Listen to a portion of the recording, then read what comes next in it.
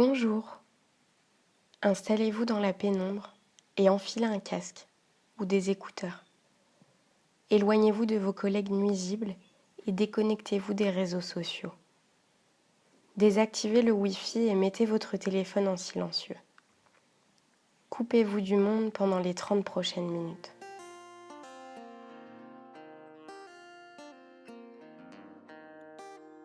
Je suis Chloé. Pour moi, le voyage ne s'explique pas, il se vit. À défaut, il s'imagine. Mes yeux, ma bouche et mes oreilles vont vous emmener en Inde. Vous allez vivre une expérience, celle de l'éveil des sens.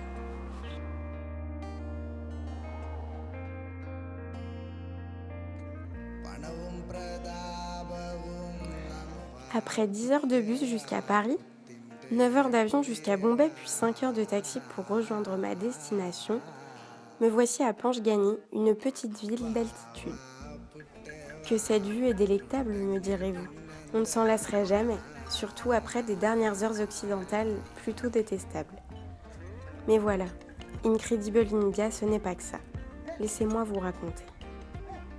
Ce sont ces 200 km à la ronde, asséchés, assoiffées de moussons et recouvertes par des milliers d'habitations en bidon, surplombées de publicités incandescentes pour villas de luxe ou autres constructions fantômes. J'ai cru voir le summum de la pauvreté en traversant les bidonvilles de Bombay en 2012, mais je n'avais encore rien vu. La pauvreté en ville connaît ses issues, dont le vol ou bien la débrouille. Mais dans l'arrière-pays désertique, c'est toute une autre histoire. L'Inde, ce sont ses odeurs, cette chaleur indécente lorsqu'à 18h il fait encore 37 degrés. Ce sont des nuits agitées sur un matelas en bois, et non pas à cause de la chaleur cette fois, mais des araignées de taille inhabituelle pour des blancs-becs comme nous, des singes immenses à tête noire et des serpents soi-disant inoffensifs. Incredible India, c'est tout ça. C'est cet endroit où je viens de poser à nouveau le pied et qui à la première seconde m'a empli d'une joie et marqué d'un sourire béat, ineffaçable. Ce sont ces millions de sourires inexplicables mêlés à l'odeur de misère. Ce sont ces couleurs indescriptibles, bordées de viol et de vol. Ici, c'est l'aventure avec un grand A, l'incertitude du lendemain ou de retrouver ses affaires au réveil. Mais c'est certainement ce qu'il y a de plus riche, humainement. Panchgani est si petite et si isolée, inexistante des guides de voyage qui n'ont jamais vu d'occidentaux dans le coin. Et c'est une expérience que d'être le spectre de la ville, le sujet des curiosités, mais aussi le symbole des riches Européens que nous sommes. C'est aussi se sentir transpercé du regard, et pas forcément en confiance. Mais je me demande vraiment si nous n'avons pas le même regard lorsque l'on croise une femme voilée. C'est un peu la cour des miracles ici. Des enfants, des animaux en tout genre, des femmes couturières, des ânes porteurs de briques rouges, des households qui font la cuisine et le ménage. Pourtant, c'est d'un calme absolu. Je passe des heures entières sans parler, en restant à proximité de ces femmes au visage fermé, et cela ne dérange personne. Nous n'avons pas besoin de paraître, aucunement. Je vous passe le détail de tous ces hommes qui parlent un dialecte indien entre eux et qui me regardent l'œil luisant, de cet abominable accent, du rayon de soleil qui a fait fondre ma sculpture en cire et de mon envie de faire pipi qui s'est transformée en sueur épicée dégoulinante. Je vous le passe car ce n'est pas ce que je retiendrai, mais je suis là pour retranscrire la vérité et non la sublimer. Dans tous les cas, ces désagréments sont le prix à payer pour voir son être tout entier grandir.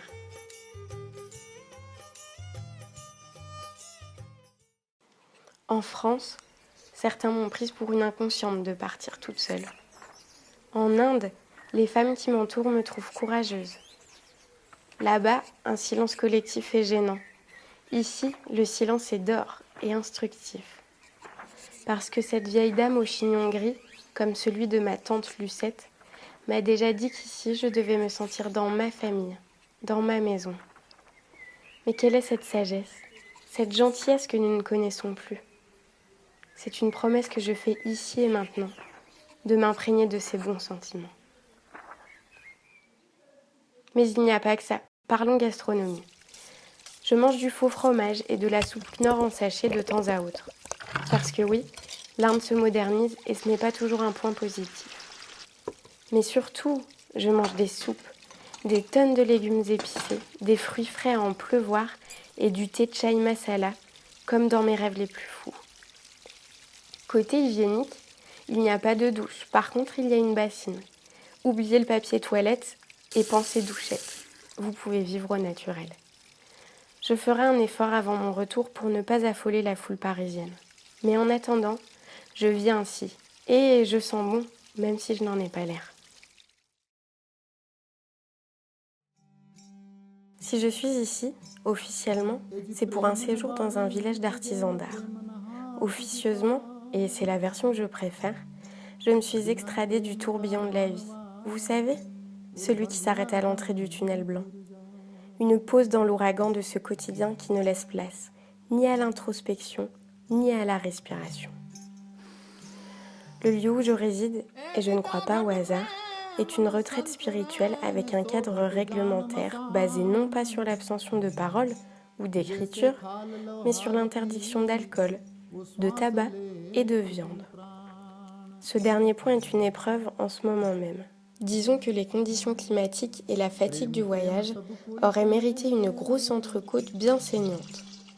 La fatigue s'empare de moi toute la sainte journée pour finalement s'émanciper aux alentours de minuit, lorsque la chaleur se fait la malle. Résultat des comptes, Morphée fait la fine bouche et laisse mes pensées errer jusqu'à ce que mort s'en suive. Hier, mes pas ont été guidés jusqu'en bas de la montagne, dans un temple. L'homme responsable du site est intervenu de manière musclée et politiquement corrompue. Il avait un genre de poil hirsute qui lui sortait des oreilles, à la mode de Dali. Rien chez lui n'attirait confiance, ce qui me résignait à suivre Teji dans les bas-fonds nauséabonds du temple. Lieu saint de prière où je me demande si certains ne soulagent pas autre chose que leurs péchés. Un chant mystique et nasal s'échappe de ma convive, rebondit sur les murs de l'alcôve en pierre humide et vient enfin s'écraser sur ma cage thoracique. Il y a comme une dissonance en moi. Mon corps et mon esprit ne sont pas exactement en phase. Mon esprit est vif, se libère, pendant que mon corps souffre et gémit. Je suis physiquement à la pointe haute du paysage, pendant que ma conscience s'envole à l'horizon. Mes peurs se noient progressivement dans le lac, tout en bas des collines. La peur de marcher seul dans la nuit incertaine, la peur de se retrouver seul face à soi-même, la peur d'être seul, la peur d'avoir peur. Je pense sincèrement que le pire ennemi que l'on puisse avoir n'est autre que soi-même. Le plus majestueux des bourreaux est celui que l'on se construit année après année, qui nous empêche de dormir et qui parfois nous aide à reculer. Tout ça pour dire que de temps à autre, il faut faire une pause, traverser les océans et s'accorder du temps. Il faut affronter l'angoisse pour la ridiculiser, l'exterminer et reprendre le contrôle de soi. La prière est terminée. J'ai du mal à recouvrer mes esprits. Je remonte lentement la pente jusqu'au rayon du grand jour. Le temps fossilise les entraves et accélère l'érosion des sentiments. Et alors, à 50 ans, on se retrouve là, réfractaire, ne connaissant ni le goût du vent, ni l'odeur du soleil. Tejinder est une femme spirituelle, bavarde, chatoyante et fanatique de Bollywood. Célibataire et convaincue, elle a simplement foi en la vie, tout comme je l'ai. J'ai appris à prier le ciel lors de nos virées en voiture, parce que comme tous les Indiens, elle a eu son permis à la suite d'un examen oral de 10 minutes.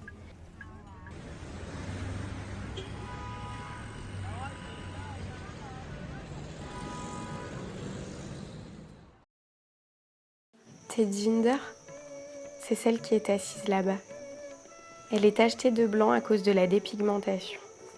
Mais j'aurais tendance à dire qu'elle est immaculée de pureté. Durant 15 ans, elle est allée chaque année méditer dans l'Himalaya. Méditer est un mot qui fait peur, mais il s'agit simplement de se laisser du temps. Il n'y a rien de vaudou là-dedans. Elle n'égorge pas de poulet la pleine lune venue. Elle ne remercie pas la foutue sainteté avant de se goinfrer. Et elle ne fait pas de l'incantation son élocution. Pourtant, c'est une magicienne à sa façon.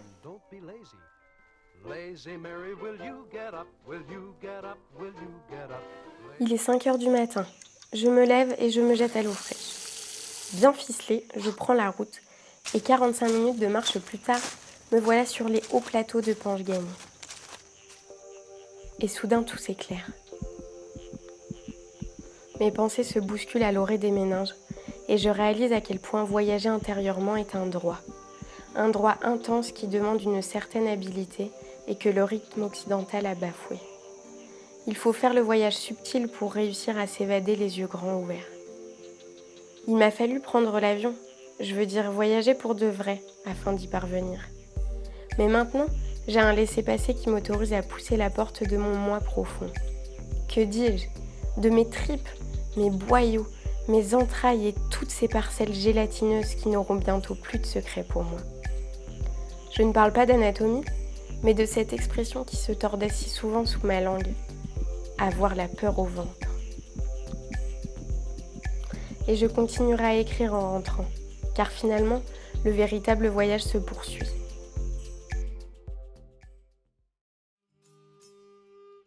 Le carrousel des rencontres fait son manège et je sens que mon anglais s'améliore. Je prends part à des sujets d'humour et d'autres plus profonds. Je trouve que la barrière du langage accentue l'attention que l'on porte à l'autre. C'est l'expression des yeux, la forme de la bouche, le mouvement des mains qui aident à la compréhension, le ressenti qui se dégage d'une intonation. Chaque Indien a un noyau profond et inébranlable, constitué de respect, de croyances et de traditions.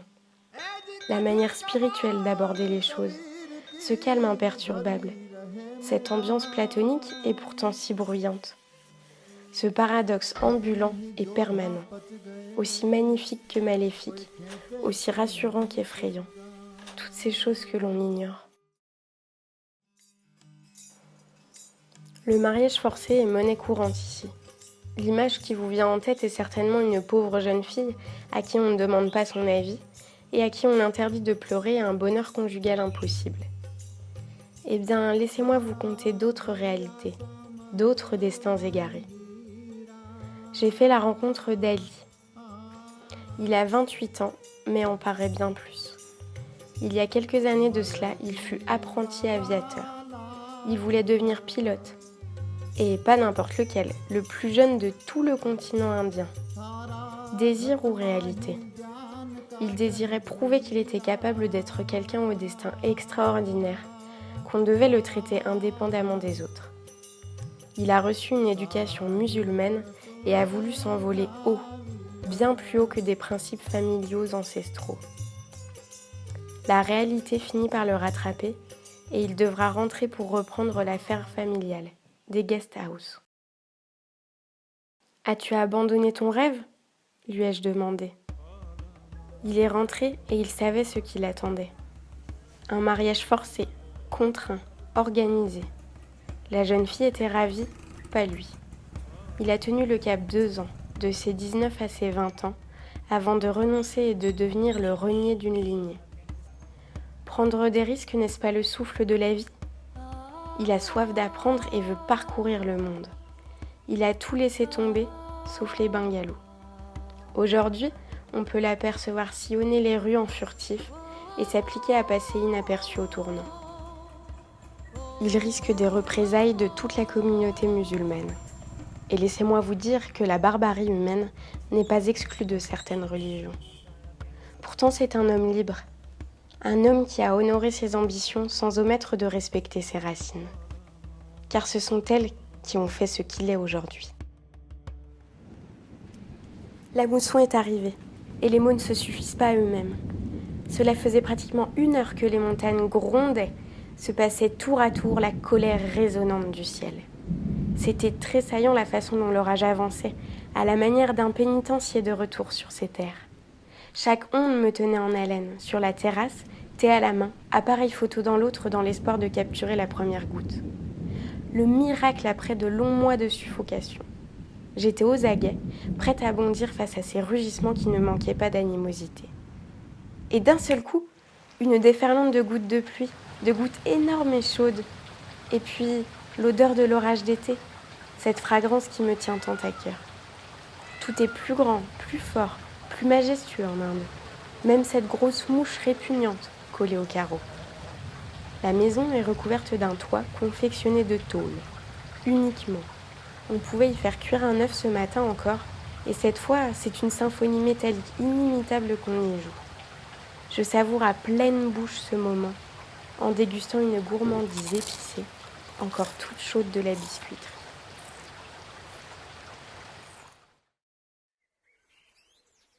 Les jours s'enchaînent. Ils se bousculent non pas comme ce foutu tourbillon, mais plutôt comme un gourmand rouleau de vagues, dont chacune viendrait s'écraser contre la terre rougeâtre, irrégulièrement craquelée. Il y a un raz-de-marée humain constant autour de moi. Et puis il y a cette écume de compliments. Ces mots que l'on vous lance tels des fleurs, et ces fleurs que l'on vous jette sans un mot. La délicatesse avec laquelle je mange, la qualité de mon silence, le calme au fond de mon regard. Ces phrases se sont heurtées à ma carapace, non habituée à recevoir un tel trésor. Aujourd'hui, c'est mon 21e jour.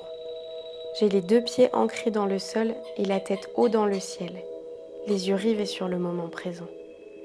Aujourd'hui, cela fait écho en moi. Chaque lettre prend son sens et mon cœur est devenu tout mou, comme une pièce de viande que le boucher aurait martelée, tendre après coup.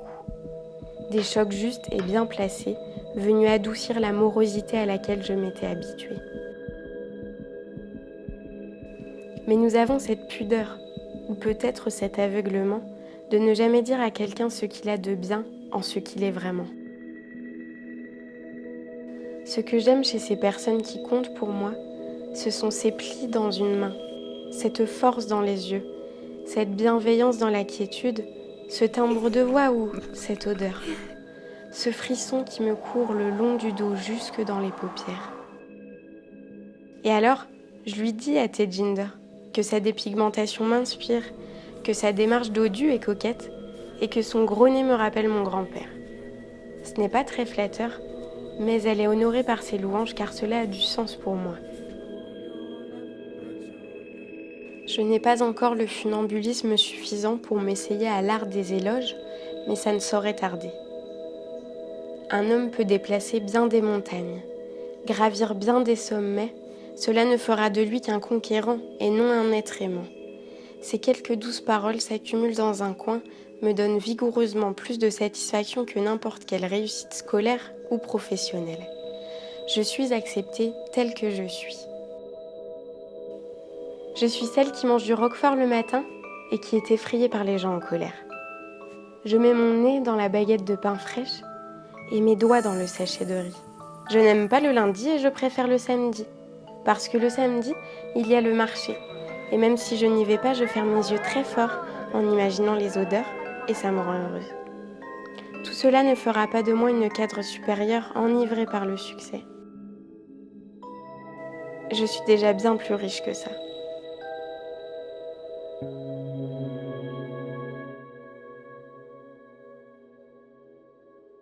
Chaque enfant est un artiste qui sublime son amertume. J'ai failli oublier qu'en avançant, il ne fallait pas laisser cet enfant de côté car on risquait alors de s'abandonner.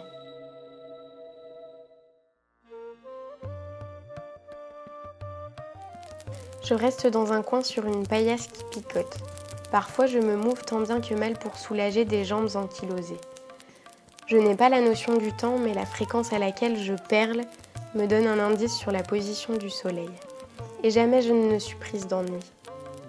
Pareillement à un long voyage en bus, à une apnée en eau trouble, le spectacle qui s'offre à moi pourrait me faire oublier toute appétence d'existence. Je me nourris de ce que je vois, et soudain l'expression touchée avec les yeux devient mienne. Trêve de discours narcissiques, c'est à travers autrui que nous apprenons de nous-mêmes. en changeant de décor, en allant à la rencontre de l'autre, en ouvrant grand ses yeux sur les choses de notre quotidien que nous ne voyons plus. Vous savez, l'arbre auguste devant lequel vous passez tous les matins, tous les soirs, et que vous venez à l'instant de remarquer. Et les personnes qui partagent votre vie depuis 6 mois, 1 an, 20 ans, prenons-nous encore le temps de les redécouvrir chaque matin? Leur laissons-nous l'occasion de devenir meilleurs? À méditer. Yogita a 18 ans. C'est la fille d'Alka, la dame de maison. Alka cuisine avec amour, invente 1001 saveurs pour étonner notre palais afin qu'il ne s'ennuie jamais. Il y a un gouffre générationnel entre ces deux femmes. L'une est vêtue d'un sari traditionnel et communique grâce au dialecte local. L'autre porte un jean et parle anglais couramment. Une seule génération les sépare et pourtant tout semble les opposer. Je suis traversée de part en part par le courant d'air.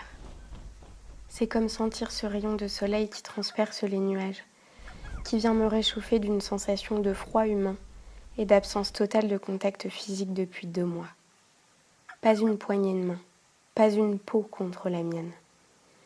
Mes neurones et mes chromosomes m'emmènent ailleurs sur une mélodie enivrée. Le chant d'un souvenir bruyant résonne en moi et les images défilent. Les effluves urbaines sont des plus soutenues dans ce pays si olfactif. Impossible à identifier, c'est un ensemble de putréfaction alimentaire et humaine qui s'impose à mon odorat. Ce jour-là, j'ai rejoint la ville le temps d'une journée. La pluie n'est pas encore régulière pendant la pré-mousson et s'alterne avec des chaleurs étouffantes. La pollution sonore vient accentuer l'effet d'agonie. J'ai les poumons dans un étau et la tête en friche. Je suis spectatrice d'un monde à part dans lequel la nature reprend ses droits. Hommes et animaux mangent les restes sur le même trottoir. L'oasis d'un orage dort au fond de leurs regards. Je suis tiraillée par les manches et par les jambes. Ils veulent cirer mes sandales en plastique et me refourguer une poule albinos. Ni la fibre commerciale ni la perspicacité ne prévalent. Seul l'espoir d'amasser quelques roupies. En revanche, je dois l'avouer, certains ont le potentiel des étoiles montantes du cours Florent. Je repense à ce que m'a dit hier le maître yoga qui vient chaque matin. On s'est fait envahir par des musulmans, par des Anglais, par des Français. Mais la plus destructrice des occupations est celle du monde moderne et de l'évolution.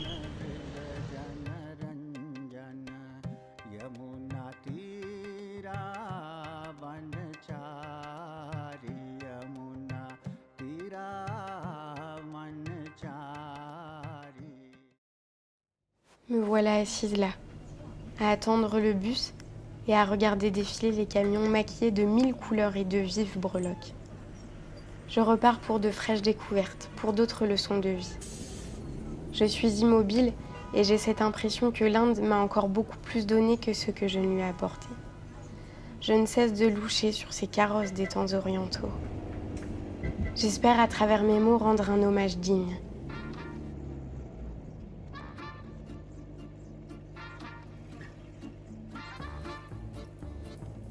Merde, j'ai un truc au fond de la gorge. Un énorme pressentiment. Je crois bien que j'ai encore envie de monter dans le grand voyage de la vie. Je crois bien que je vais tendre mon pouce et longer les rencontres du Maharashtra. Et puis merde.